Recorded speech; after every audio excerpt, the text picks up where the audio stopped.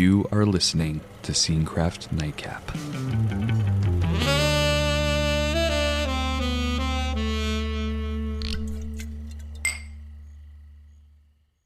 Welcome to another Nightcap, a series of bonus episodes where we pull back from the scene and into the wider world of film. This is Cody here with Mark and Connor. As promised, today we will be covering our additional categories from our top 10 films of 2024 episode. These categories will include our honorable mentions, the film that wasn't for me, the film that wasn't for them, top series, most anticipated for 2025, and of course the highly coveted scene of the year per the premise of our podcast. And quick little announcement before we get into it. We wanted to do something fun this year. We've been chatting about it for a while, but this will be the first year we're going to start the Scenecraft Academy Awards ballot. Yeah. Nice. So we'll be talking a bit more about this at the end of the show, so please stay tuned, but really excited to get this going and put out a ballot for everyone to enter, something that we do as a friend group every single year, and we're excited to open it up to our audience and our listeners. Oh, yeah. And so let's dig into our honorable mentions first. So how does this work, Cody? Each of us have selected 3 films. We could go beyond that maybe, but initially 3 that we really enjoyed and want to highlight, though they just missed the mark on making our top 10 lists. Once we've shared our picks, let's open it up for discussion. Mark, kick us off with your 3 honorable mentions. My first honorable mention for 2024, it almost made my list, but it was A Quiet Place Day One, which was directed by Michael Sarnowski. All right. At its core, it's kind of a simple story about human connection. It doesn't really do much in terms of advancing the mythology of the series, but I found it really moving by the end of the film, and like I said, it was very close to being like number 10 on my list. So Wow. I really enjoyed it. Nice. I also wanted to highlight Juror number 2, There we go. which was directed by Clint Eastwood. And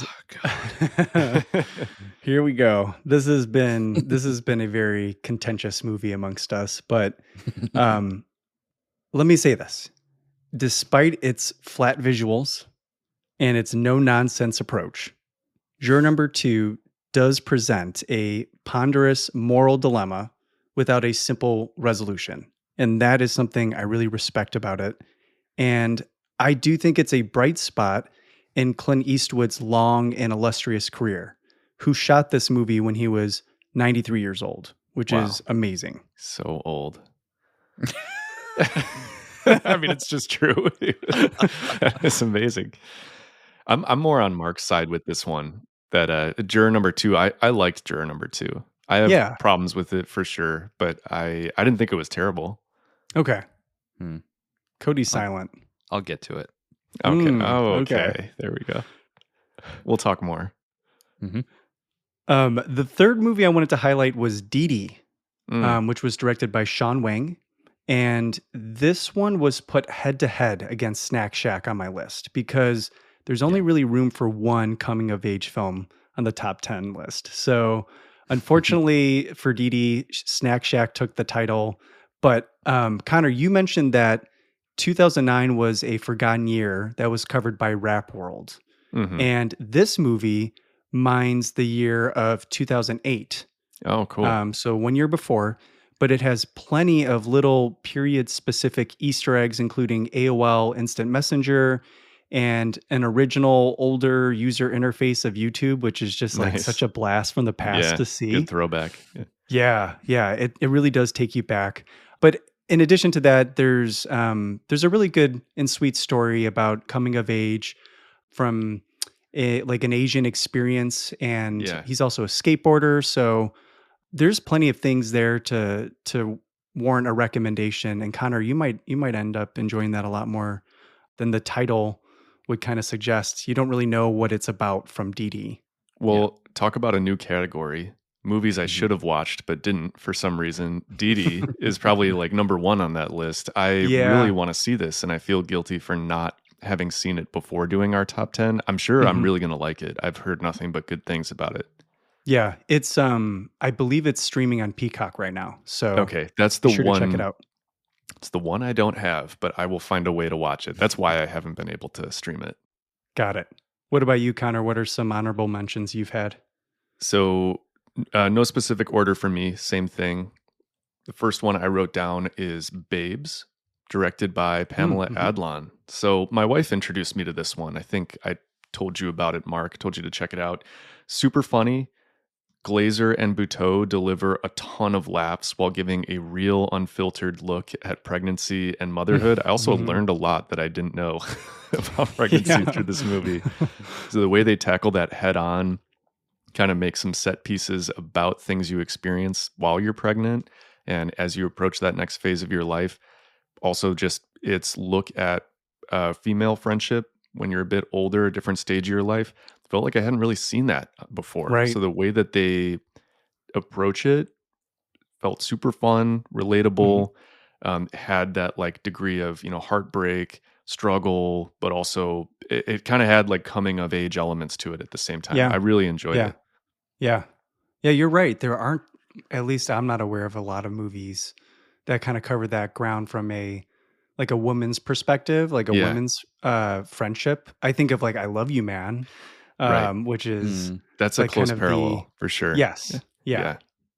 So I had a great time with that one. Another one is It's What's Inside, directed by Greg Jardin, a Yeah. Netflix movie. Awesome. Yeah, great one. In the spirit of Bodies, Bodies, Bodies, but with a more cerebral twist akin to Coherence, another movie I really love. It's Hmm. What's Inside has stuck with me more for its central concept and certain sequences than its overall narrative. Yeah, I think I find this movie endlessly impressive because of the way it's able to visually communicate a rather complex and intricate Yeah. plot dynamic, Uh-huh. which once again, we're keeping it very vague because this is one movie that you definitely want to just go in blind. Totally. Yeah. Mm-hmm. Crazy color choices, split Yeah. screening, like all of these visual magic tricks it does to help you get on its page. Mhm. And yeah, it's really impressive. Yeah, shout out to one sequence in particular near the beginning of the film where they use static images to rebuild people's memories and how those memories have changed over time. Really impressive use of like Mhm. editing, image mock up. It was just super original. Hadn't seen anything like it before. Yeah, I had actually read an interview about that. The funny part about that was some of that was for cost saving measures. Oh, really? That's Believe it or cool. not. Yeah. Which is really smart. I love Yeah. that. Sometimes the most creative solutions are born out of situations like that. So, Exactly. great example. Okay, last one. In the same spirit of Juror number 2, I'm sure this is more of a divisive pick in our group, but Fly Me to the Moon was an honorable mention, directed by Greg Berlanti. So, Nice. is this one of those movies that you've basically seen? If you watch the trailer, yes. Did I still like it? Absolutely. Sometimes I just like knowing exactly what I'm going to get. Yeah. This one didn't do much for me. It felt weirdly hollow from like the sound design to the pacing. I had a lot of issues with it, but I'm glad you guys liked it. I'm sure we'll talk a little more about it. Yeah. Oh. I'm sorry for you, Mark. Cody, what about you? What are some honorable mentions that didn't quite make the cut for your top 10? Nosferatu, Nice. directed by Robert Eggers. I just wanted to note this really fast for its stylistic approach and its kind of boldness in what it's trying to do. We were all talking before the recording that maybe thematically it's not something that has stuck with us over the days since watching it, Mhm. but it's straightforward in what it's trying Right. to do on that level, but it more than makes up for it with its performances and like crazy cool color palette. It's completely immersive, amazing sound design and atmosphere. Just wanted to kind of stick that in there. It wouldn't have been really close to my top 10, maybe like top 15, but just wanted to acknowledge Nosferatu because it's very unique and creative. Yeah. Nice. But really, I want to like more replace my top spot with a complete unknown. Nice. which we haven't talked about at all, and I don't think you guys have seen it yet. No. No, I mean, we can talk more about it. I'm not a huge Bob Dylan fan. Completely respect the music, respect the art, but that was a barrier to entry for me on this Yeah, film. and that's going to be if you're not a Bob Dylan fan, Yeah. you don't like his like tonality or music. That said, I did really love Inside Llewyn Davis, and I remember you saying there were yeah. some parallels in terms of how the story plays out. So, okay, that sells me a little bit. Yes, there are definitely parallels. I do think that Inside Llewyn Davis is like a profoundly Hmm. better film, and it's one of my favorite movies ever. Yeah. That's a Coen Brothers movie that I'd highly recommend if you haven't seen it. But yeah, it's doing something kind of similar in its kind of meditative journey. A Complete Unknown is James Mangold's latest film.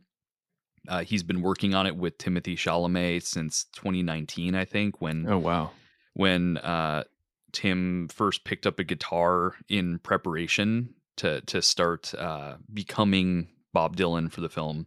Wow. So he's been working on it for a long time. It's wall to wall Bob Dylan music, and that is kind of the experience. You get to live these songs in the environments where they were kind of first played, and it's very textured and immersive in that way. It's expertly performed by Chalamet, as well as co-stars Monica Barbaro and Edward Norton. Like, I think you would like it, Mark. You know, you love Ed Norton, so I forgot he was in this. yeah, he does a great job, and he sings a lot. You know, classic folk music, and you know, it's a little long, but if you're kind of into what it's doing, it's kind of just like, yeah, give me more. I'll just sit and listen and kind of zone out, and it's but at the same time it's very engaging too. So I really enjoyed A Complete Unknown. Glad you liked it. Yeah. Here, my last pick is weird because it's not an honorable mention in the sense that I would really recommend it, or like it didn't make my top 10 because it was almost there. It was nowhere near my list. But I just recently experienced the full theatrical 3.5 hour runtime of The Brutalist, directed by Brady Corbet. This is one that has been getting a ton of awards love so far. Obviously won several Golden Globes. Yep. People love it. They're heaping like masterpiece verbiage, epic, massive in scale. I certainly don't think it's a masterpiece. I would say maybe the first half, before the notorious intermission, for the film is like, it's very close to a masterpiece, or like really, really excellent. And then the second half just really doesn't work for me, particularly the finale and kind of how quickly it spirals and wraps up. It just, for me, completely undoes a lot of the goodwill that the first half built. Oh, that's too bad. Yeah, I mean, stylistically, it's awesome. It's shot on VistaVision film format, which is really rare and very expensive. And you know, was it worth it? Maybe not financially, but visually, it's stunning. Cool. And the score is absolutely flooring. Just incredible score. The opening shot and sequence of the film, it's like, wow, I could see how this is going to be a masterpiece, almost on the level of like a P.T. Anderson. There Will Be Blood combined with like the master feel to it. But for me, it really just starts to go downhill after you're seated after the intermission. So that was unfortunate, but I'm so genuinely curious for you guys to go watch this and report back. Yeah, Mark and I can weigh in once we've had the chance to watch. Please do, because maybe I'm off my rocker here and everyone else we'll let you know. Yeah, please do. We'll keep you honest. Okay, so those are some great honorable mentions. I'm glad we got to kind of sneak those in. Up next, we have two categories inspired by the long hiatus Film Spotting SVU podcast. First category is called Wasn't For Me. So in this segment, we'll each pick a movie that, despite being acclaimed or hyped in some way this past year, just did not resonate with us for one reason or another. Or, you know, maybe it simply didn't live up to the expectations we had for it. So, Mark, start us off in this category. Which movie from 2024 just wasn't for you? So I think between the three of us, I probably watched the most 2024 films. And sometimes you unearth some good movies, and other times there's movies you wish you had never seen, or I don't even know. But this category, I did have a handful to choose from, including Unfrosted, Megalopolis, Self-Reliance, and even True Detective Night Country. But I finally landed on Hundreds of Beavers, which was directed by Mike Cheslick. So let me say this. This movie has become an unexpected hit. Yeah. And it's mostly from positive word of mouth from the festival circuit, and it gained a really dedicated following online. It's one of those that you read these comments and you're like, what am I missing? But sadly to say, this one just did not work for me. This movie is a slapstick live action movie about a fur trapper who's forced to battle a horde of beavers, which are actors dressed in full-length mascot-type costumes. And you'd think that this movie would be made for younger audiences, but there's a few adult references and scenes that kind of prevent it from being played to that crowd. I'm sure it still would, but it didn't seem like it was purposely made for younger audiences. I think it was trying to appeal to a more mature audience, but also tap into the silliness and zaniness of like Saturday morning cartoons. Got it. That as adults we usually have to kind of repress and act professional, right? So maybe that's why people have taken a liking to it. However, this film is 1 hour and 48 minutes long, and I felt every second of it. It felt so long to me. And there's only so many times you can watch somebody plan a trap, set a trap, and watch it go wrong before it just becomes repetitive and grating. And I think Home Alone would like to refute that point. It would be like if Home Alone, the whole movie was just traps, which now I say it out loud would be kind of cool, but there'd be something kind of missing to it. Yeah. But yeah, this movie is a humble reminder why most Looney Tunes shorts were around 7 to 10 minutes long. So this movie was not for me. I don't feel great like talking ill about it because it is a very small production and it's been doing very well for itself. So I'm happy that it's connecting with people, but I'm not one of them. Yeah, and again, I think that's the spirit of this category is like, hey, glad it worked for you, didn't quite land for me. Yeah. But is this a black and white movie? It is. There might be some instances of color, but I think if not the whole thing, I want to say it was completely black and white, but I hope I'm not wrong about that. Wow. Yeah. What about you, Connor? My pick is another one that was maybe conspicuously absent from our top 10 lists. I know, Cody, you called out The Brutalist. Yeah. We're talking about movies that have gotten some kind of awards, notoriety, or in the conversation for recognition of some kind. And my pick that wasn't for me is Anora by Sean Baker.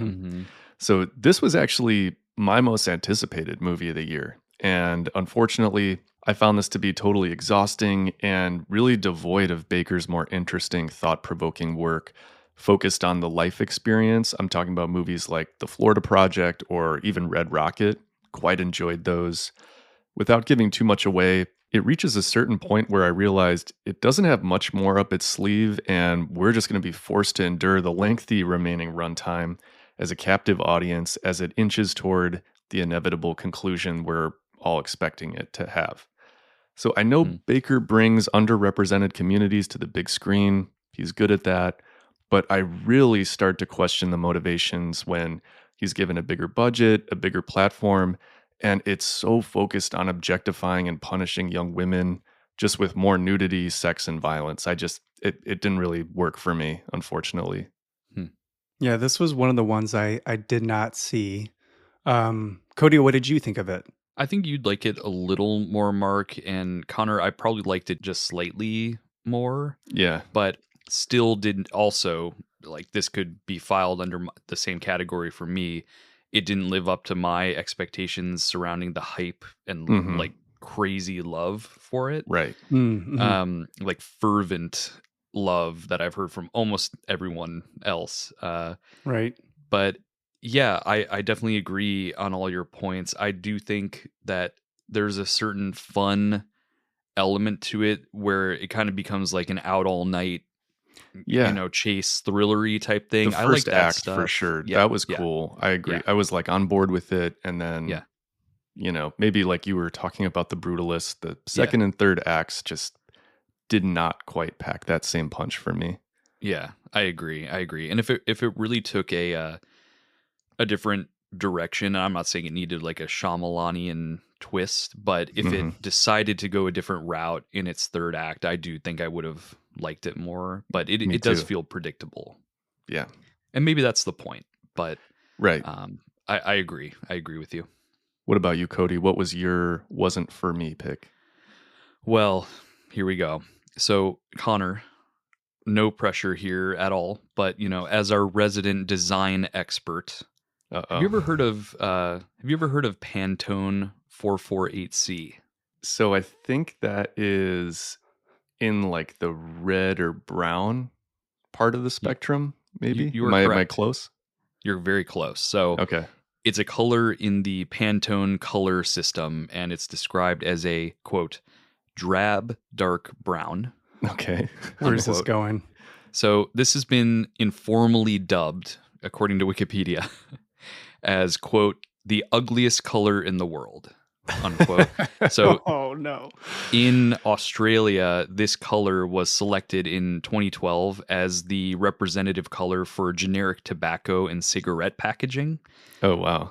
After market researchers determined that it was the least attractive color in existence, to avoid advertising tobacco products. So my pick here is Juror number 2, which is the Pantone 448C of 2024 films. Ouch. The more I think about it, the visual approach in this movie, which is what a movie is, sucked. Plain and simple.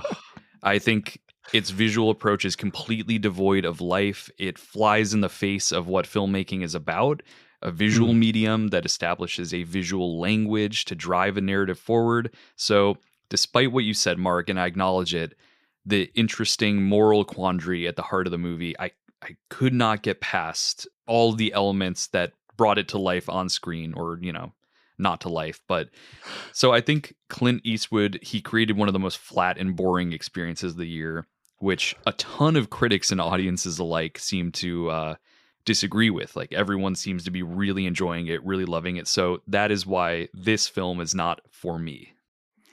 I think that's a fair take. And just for the record, this movie has a 92% tomato meter on Rotten Tomatoes, 91% audience. So this truly is a wasn't for me. Yes, this was going to be the only choice for me in this category. I thought you were going to pick Challengers.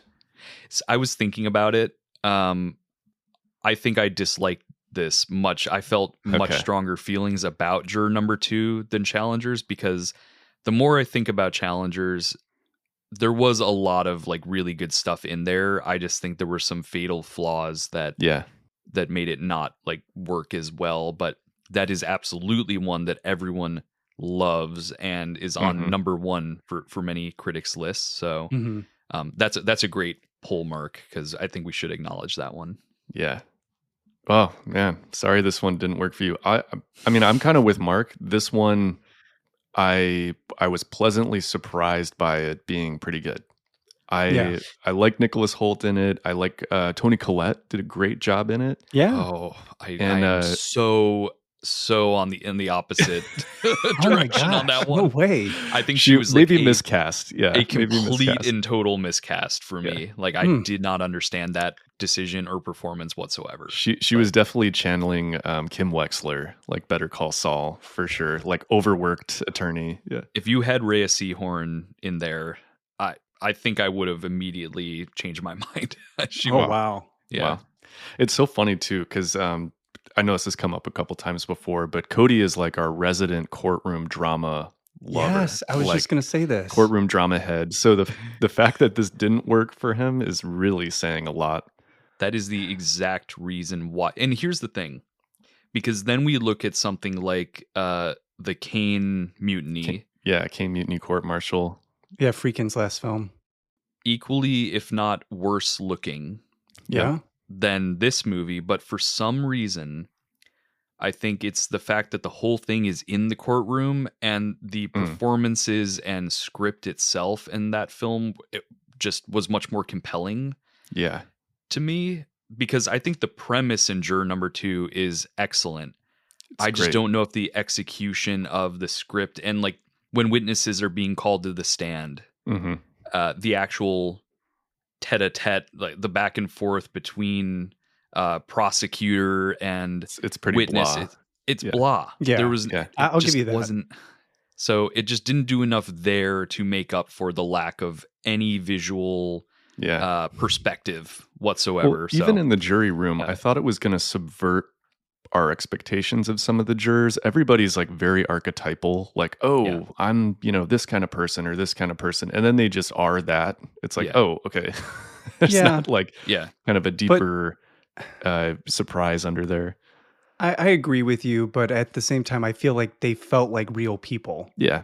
There are going to be people on a jury that just want to get to the easiest decision so they can move on with their lives. Which I really hate. And that might be part of it, is it's like so cynical in that I would have liked to have seen something where the woman who's like, I just want to get back to I got kids to raise. I'm like, you are the worst. This is somebody's life at stake, and you're just disregarding blatant. It really frustrated me, and there's like no turn in that archetype of the character. So it just this did not work for me. But it's like we've been saying this whole time, if it works for you guys, if it works for others, I'm glad it exists and that people are really enjoying it. It's just I can't be expected to do the same. I saw a really funny Letterboxd review for this movie. It was like, I'm going to paraphrase it, but 3 stars from me equals 5-star dad movie for Juror number 2. My dad loved the movie too, so there you go. That's accurate. So that's Juror number 2. We spent a lot of time on that one, but that's okay. So that's our wasn't for me category. We're going to move on to our wasn't for them. So it's the flip side. Think of it as our most underrated pick, a film that we enjoyed and didn't quite click with many others, or maybe one we didn't expect much from, but ended up surprising us. So, Mark, what's your selection here? I think there can only be one film. Don't do it. That would fit this category for me. And you guys know what it is. But it's Trap. Oh my god. It's a trap. I'm done. It's Trap. This was directed by M. Night Shyamalan, and M. Night's track record has been spotty, to say the least, right? But I will say that I had a great time with Trap, even though I know you guys are going to jump down my throat on this one. But let's face it, Trap's logic has more holes in it than a piece of Swiss cheese.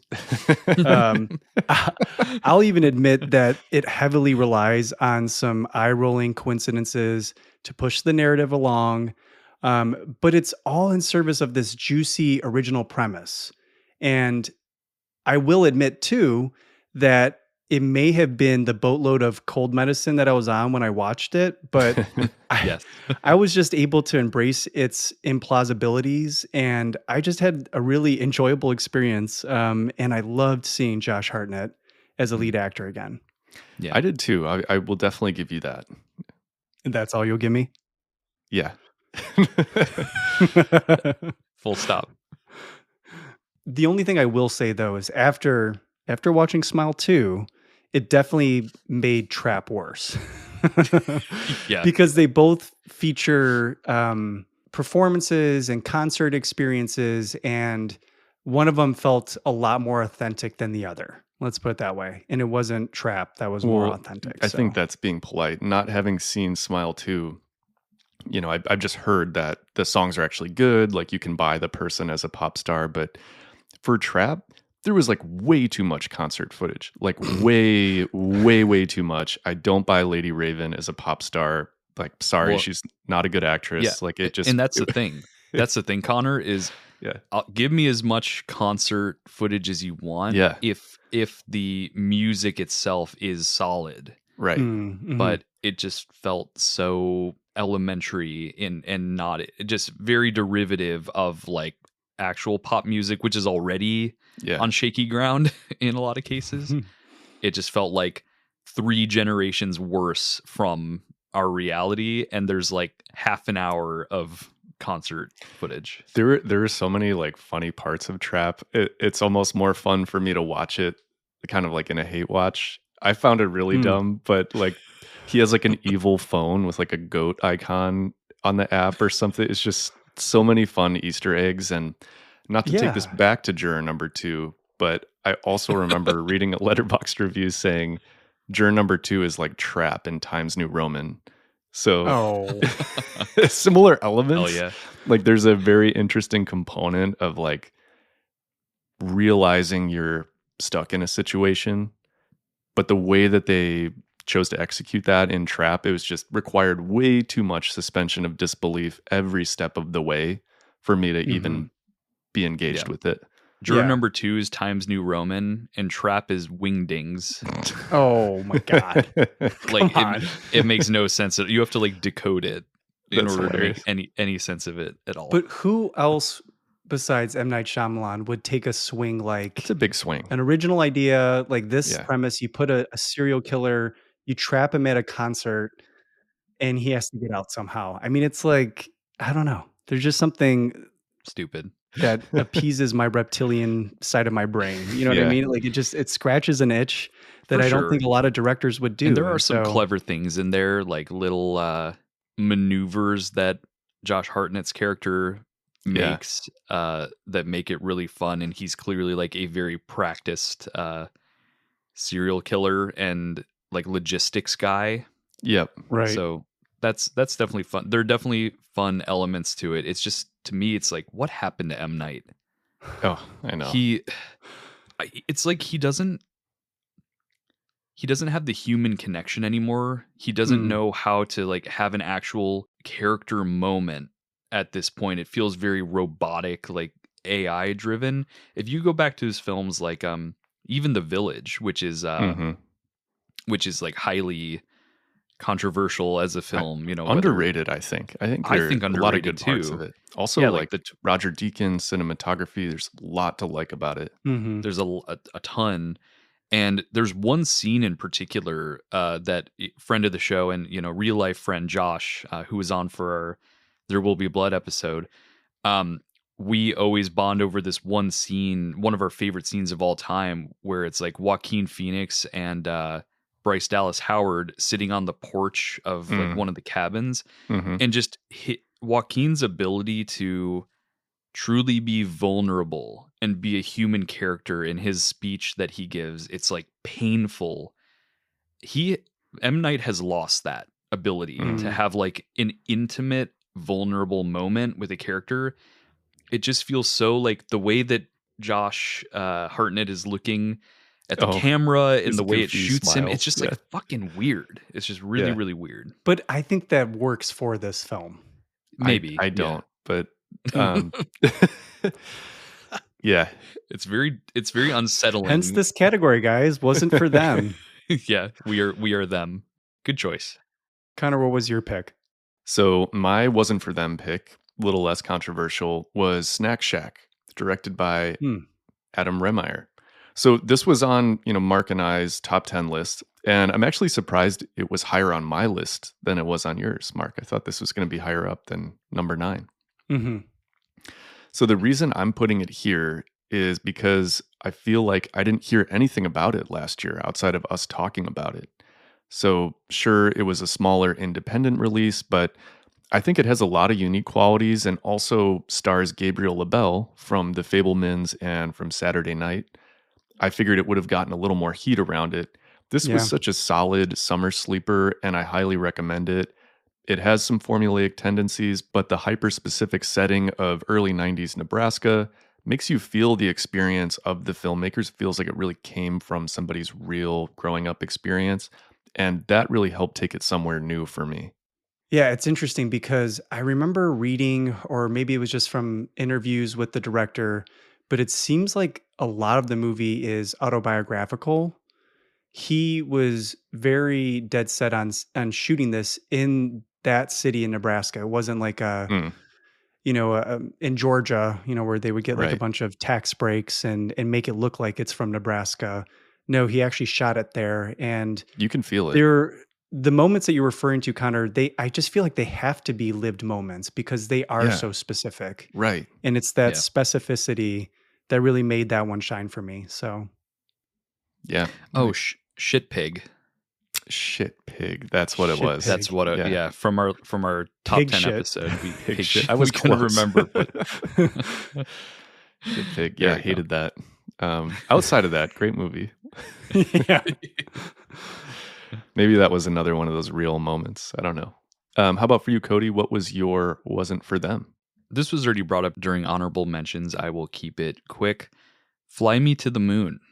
Mm, Thankfully, I think this year I don't have much that fits in this category. I didn't see a ton that I loved that other people hated. I feel like I was fair. I wasn't really like contrarian all Mhm. that much. So, I think this is the best example for me. I had a blast with this in the theater with my wife. I Nice. wasn't expecting like anything from it. Yeah. And we just were laughing and lighthearted and had a great time and just like had a couple drinks before. And it made virtually no cultural impact at all. And Good. it sits at, I think, did you say good? yeah. Come on. I'm It- just kidding. So it sits at a 65% on the tomato meter. So it's not like rotten. It's not considered to be a failure. That feels critically, low. I but think. it feels low compared to like comparable things. It feels Yeah. low to me. And I just love anything having to do with space or like NASA. Mhm. And that just automatically hits me in the gut to think about humankind's attempts to leave our planet. It's just so unbelievable to think about that it's something we even attempted to do. Like, it's insane. And the fact that we've come so far, it makes me emotional, like just thinking about it. So, Yeah. I like welled up watching the movie, even though it's not that kind of movie.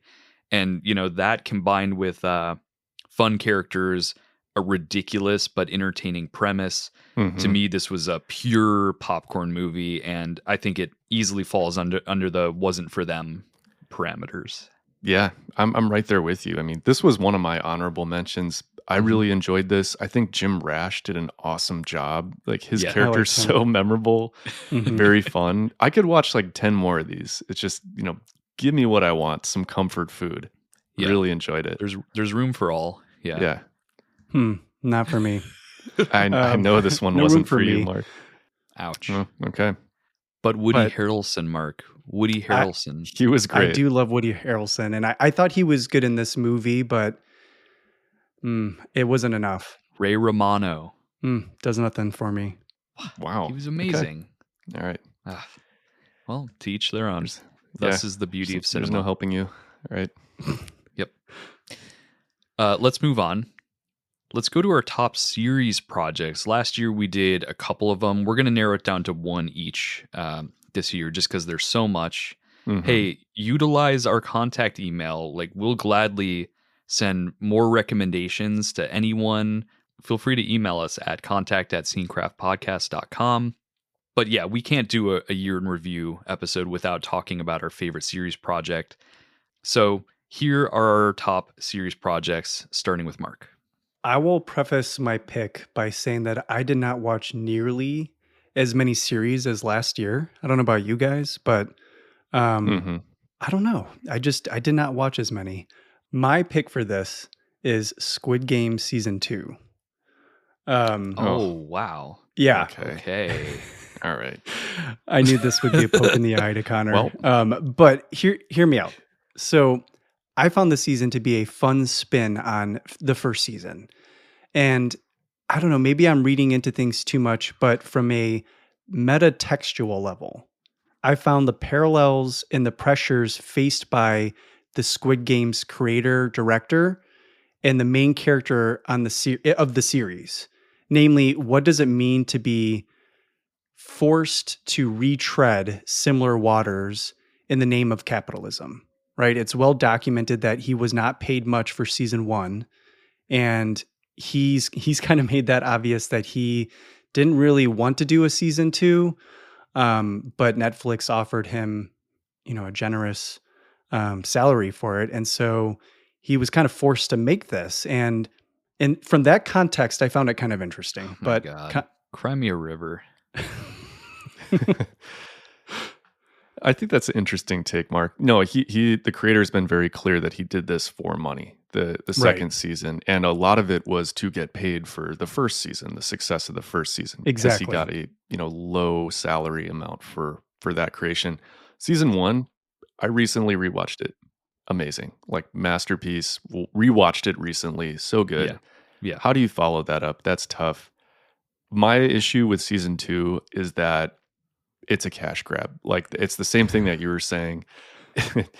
We know that. I feel bad for the situation he's in financially. Obviously want him to get recognized for his work, but it is one season that is split up across season 2 and 3. Like, it should have, there's just way too much filler. Yeah. Takes us like almost 4 episodes to even get to the island.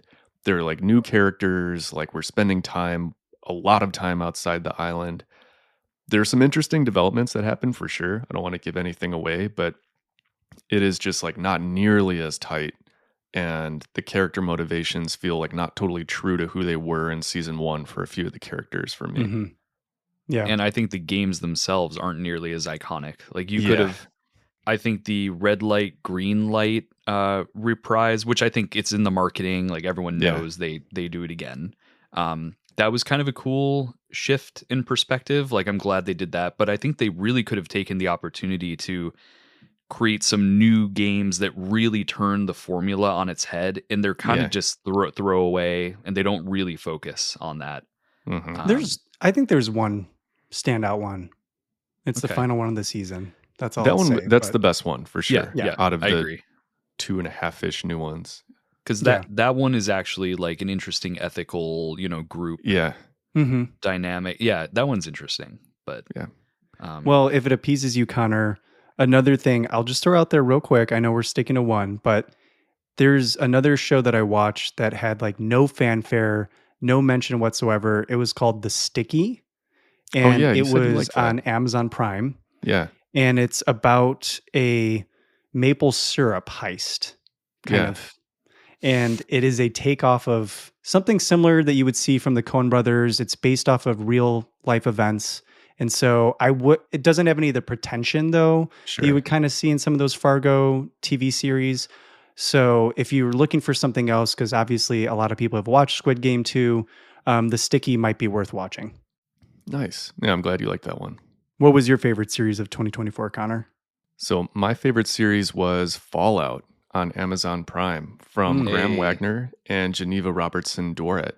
So Fallout was such a great surprise this year. I know I covered it on one of our quick takes, but it really stood out among all the series I watched this year when I reflected back.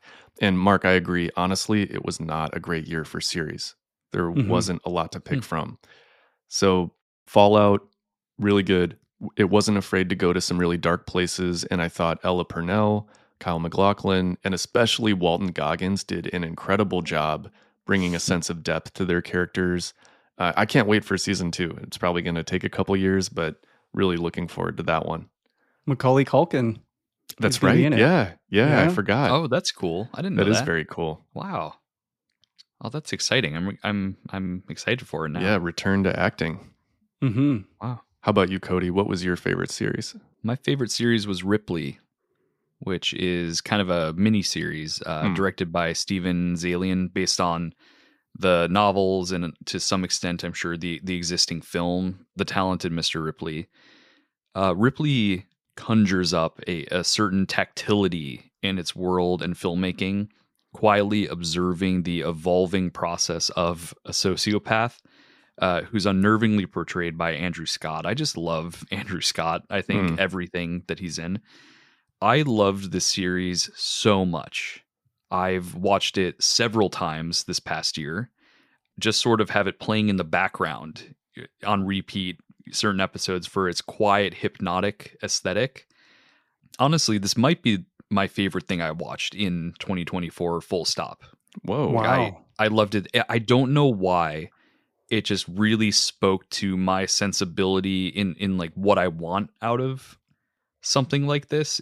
And that's not like the fucked up, like murder sociopath part of it. It's more just like the way it was executed Cool. and made. I thought it was just so well crafted and phenomenal. So if you like the classic Ripley story, this is a really great adaptation. I don't know if they'll make more. It leaves it, a bit open to do so, but I don't know. I'm kind of okay with it just being a one and done. I love that it just exists in this form and that's it. I'd be fine with that. Cool. I forgot about weirdly this haven't one. watched this yet. Yeah. And it feels like it came out like a while ago. Like a year or 2 years ago. Yeah, you had done a quick take on it, and that does feel a while ago at this point. And I just never got around to watching it, but I remember how highly you spoke of it, so I'll have to check it out. Yeah, it was much earlier in the year. I'm curious to see if it gets any other love. I really want Andrew Scott to just win something. He deserves it, and he's so good in this. And there's just a certain like grit and texture to it, and it really takes its time. It's just so good. Nice. I highly recommend Ripley. Cool. Okay, I think this is kind of the big one, the big category. Yeah. What we pride ourselves here on the podcast, Scene of the Year. It's our signature category. In this segment, we'll each pick one scene from 2024 that not only left a strong impression, but also invites deeper exploration. So since we're getting into specifics for this category, this is your official spoiler warning. We're not going to dig too deep into it, but do proceed with caution if you're sensitive to that. Mark, what do you got? All right. So I'll kick us off. My favorite or best scene of 2024 would be riding the Sandworm from Dune Part 2. Yes. Mm-hmm. Awesome. Yeah. So this to me is what cinema is all about. It's about being transported to another world. The stakes are set. We know the immense power of the Sandworm, especially when compared to Paul Atreides' small stature. And once he latches onto the scaly back of that Sandworm, all bets are off. My chair was rumbling. I could feel the sand-filled air being cannoned against my face. The scene is all about scale, and Greg Fraser's masterful cinematography puts everything into perspective.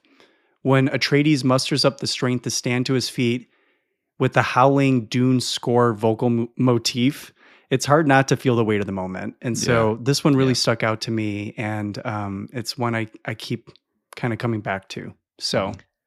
Yeah, I'm so glad this is your favorite, Mark. I think it's actually my favorite of the year as well. Oh, is that right? That stands out to me, and so cool to talk with Greg Fraser about this. Yeah. Really appreciate him making the time to chat us through how they made this happen. Yeah. What about you, Connor? What would be your other favorite scene of 2024? So it's interesting. Like you chose a scene from my favorite movie. I'm choosing a scene from you and Cody's favorite movie of the year. Okay. So my favorite scene that stood out to me in a different way, I'm going to call Forest Drive from Civil War. Oh, yeah. Directed by Alex Garland. So I don't know if you both remember this. Oh, I do. Not super memorable, but for me it was. There's a scene in Civil War in the latter half that really, really stood out to me. Our cast is driving down a highway through a burning forest, and Stephen McKinley Henderson's character is gazing out the window. He's sort of mesmerized by the embers floating up in the sky while we hear a guitar score echoing in the background. And, spoiler alert, this is like he's at the verge of dying, basically. Like he's kind of at the end of life and maybe reflecting on his life, the past few weeks, how everything's played out. But it was a quieter, reflective moment in a very loud sensory overload film. What made Civil War so real to me was these exact types of moments. Quiet pauses where the characters are just standing around shooting the shit or passing the time or just being in the midst of everything happening around them. It really humanized the story for me. And this moment, for whatever reason, stood out in that film and really made an impact on me from this past year. Wow, that is a great pick. And I'm Yeah. glad that you picked something kind of off the beaten path a little, because the obvious scene from Civil War is like the, what kind of American are Yeah, you? right. It's on a Right. lot of critics' top scene lists for the year. Mhm. This was a truly beautiful scene and moment. was. And yeah, I mean, we even discussed, like, do we talk about this one Right. Yeah. Right. when we covered Civil War? Yeah. It's just incredible. Yeah, and that sort of like guitar driven score echoing in the background. It all was just like a really magical moment. Yeah. hmm I think your point about it being a kind of a moment of silence, Hmm. comparatively to the rest of the film, makes it stick out that much further too. Yeah, Mhm. cool. Well, I'm glad that one stood out to you guys too. Cody, what was your favorite of the year? Favorite scene? My favorite scene, which we covered on a previous episode, Mm. is called The Bommy Knocker Mhm. from Oh, nice. Furiosa. Yeah. Cool. So Furiosa, directed by George Miller, this scene puts a huge smile on my face, sort of like you were referencing, Mark. Like, this is what cinema's about. hmm It is so complex in what it's attempting, from the multiple reveals of various vehicles and characters in this wasteland battle, which almost one-ups its predecessor in Mhm. Fury Road, all the way to the high-octane editing and craft elements.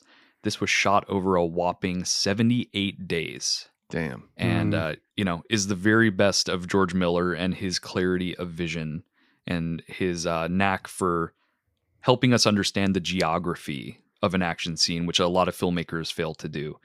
Few films manage to so completely unify every aspect of their production, from the screenplay to the visual effects, into a single focused purpose, delivering the most jaw-dropping chase scene ever put to screen. It's up there for sure. And of course, the final reveal at the end of the scene of the titular Bommy Knocker, this Mhm. spinning caboose on their war rig with like 4 maces attached that starts whirring and just taking everyone out in its path. It was just such an amazing reveal and moment of cinema that I'll always remember. That's great. Yeah, and again, like some of our favorite scenes of the year are so cool that we could chat with people involved with those. So getting to Mhm. talk to Darcy was amazing too, just to hear all the work that went into it from like the actor's perspective, making that scene feel very real and impactful. Yeah. Yeah, looking forward to more of that this year. Yeah. And speaking of, coming to the final category, most anticipated for 2025. Wow. Mark, kick us off. As a reminder, Mark, your most anticipated last year was Civil War, Mhm. and Connor and mine was Dune Part 2. Oh, that's Right? cool to see how that played out. Safe to say that we were pretty satisfied. Yeah. Yeah. Definitely. That's awesome. Oh man, there's so many to choose from for this. And I'm going to purposely, I did peek at your guys's most anticipated. So that did influence which one I chose, because I think I would actually pick the one that Cody's going to pick. Okay. But that being said, I would say I am looking forward to seeing Wake Up Dead Man, a Knives Out mystery. Mm. And that is going to be directed by Ryan Johnson. I would say that Ryan Johnson is just a great writer, and he's always finding a fun spin on the mystery genre, which is a genre that I really hold dear to my heart. There's something about Yeah. having a central question and usually getting a concrete answer at the end of it. So he always finds ways to spin it, and these movies in particular always have a amazing ensemble cast, a smart script, and so I would say this is one of the ones I'm most looking forward to in 2025. Yeah, Nice. that's a great Yeah. choice. Yeah, I can't wait for it. They're always so much fun. Right, right. It feels just like a party. I don't know It how does. else to explain it. It's Yeah. like all these amazing actors on screen together, and it's a testament to that, that they all want to work with Ryan Johnson. He's an Yeah. amazing and talented director, and so he gets an amazing cast of actors, similar to something like Wes Anderson in a way. Yeah. I like to Oh, think that the set is just like a blast. Like they're all having Yes. a lot of fun together. Yeah, Glass Onion in particular, where I don't know where they filmed it, but if it was truly on some sort of yeah. island, that would have been so cool. Speaking of Wes Anderson, did you know he has a movie slated to come out starring No. Benicio del Toro? No, So- what is it? It's called The Phoenician Scheme, and it's an espionage story. So, Mark, this may really speak to your sensibilities on Yeah. like an espionage mystery type thing. So that could be a great one. Yeah. Cool. What about you, Connor? What are some movies that you're looking forward to in 2025? So this one is only a few months away from getting released at this point, but I'm really looking forward to Mickey 17, directed by Bong Joon-ho. And I think this maybe would have made my list last year, but I think at the point we recorded, it had maybe already gotten bumped to 2025. Yeah. But Right. I've been eagerly awaiting Bong Joon-ho's return. I think Mickey 17 looks like a really promising, thought-provoking blend of his signature storytelling with a fresh, otherworldly premise. Looking forward to him working with Robert Pattinson in like more of a Hollywood-ish type of picture. So interested to see where this one goes. The trailer felt like weirdly slapstick to me a little bit. Yeah. So not sure what kind of tone this is going to have, but I know if Bong Joon-ho is the one running it, it's going to be really good. So looking forward to this. Right. Definitely. I'm worried about what Robert Pattinson is doing with his voice. A little weird, yeah. But maybe it'll be endearing and great. I don't know. Yeah. We'll see. And also, we got a little teaser of this on our Beau is Afraid episode, but really excited to see Fiona Crombie as production designer on Yeah. Mickey 17 too. So Fiona, we're looking forward to your next movie. Yeah. Okay, Cody, take us home. What's your most anticipated? Mine is The Battle of Bacton Cross.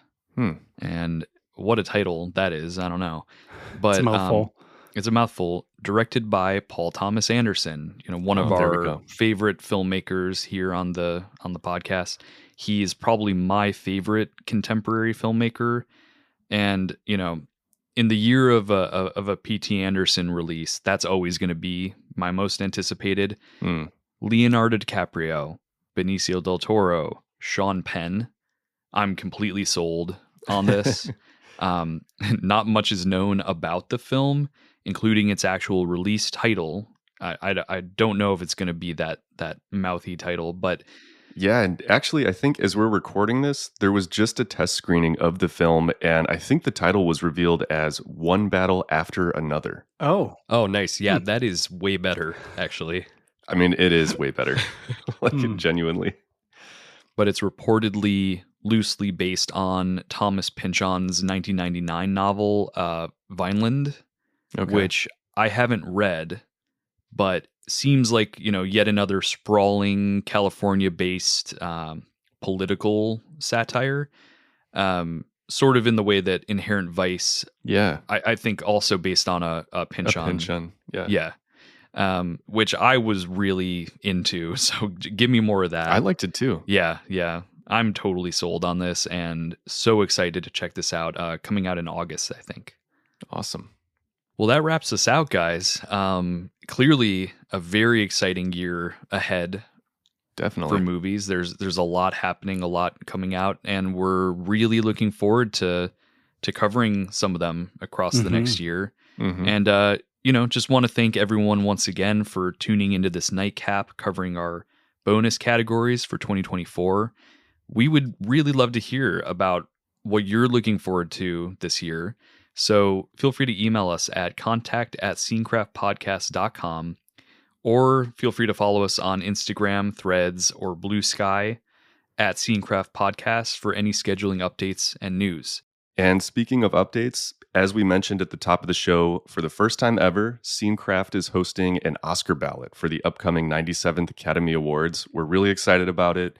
Our listeners will have the chance to participate and win a gift card to their local cinema. Please go check it out at Scenecraft Podcast on social and submit your pick. Thanks for listening, everybody. Talk to you soon.